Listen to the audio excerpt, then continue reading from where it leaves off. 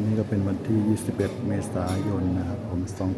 2567 ได้พระสายวัดป่าก็ได้มารับบิณฑบาตเสร็จแล้วก็ได้มารับที่จะมาฉันภัตตาหารที่วัดป่าคานะครับผมเพื่อที่จะถวายสังฆทานแล้วก็ถวายบุญกุศลให้แด่หลวงพ่อไพโรจน์นะครับผมหรือชาวบ้านเขาเรียกหลวงพ่อว่าหลวงปู่ตาลหลู่นะครับผม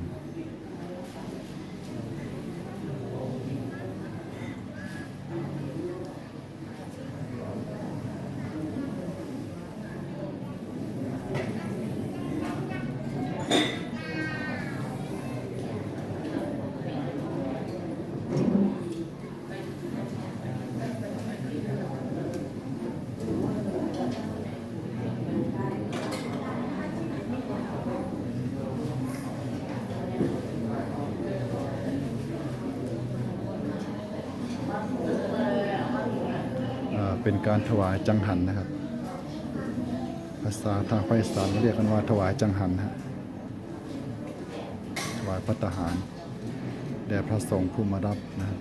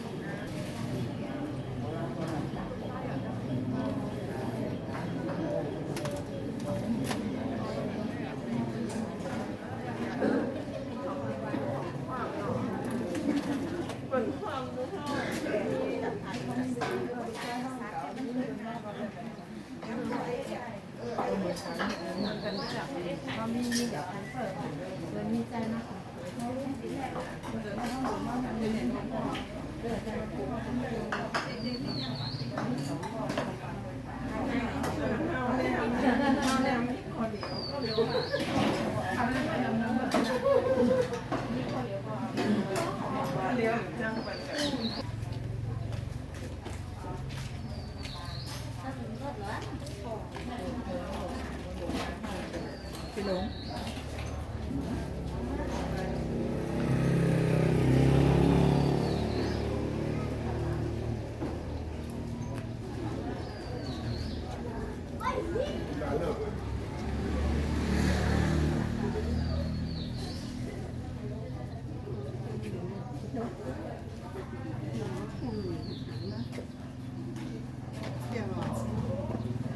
เพราะว่าปกติรู้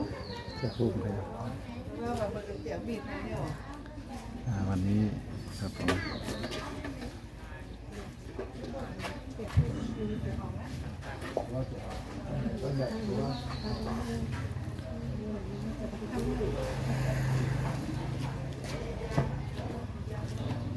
นี่ก็เป็นรูปของหลวงปู่ตาลหลู่นะครับผม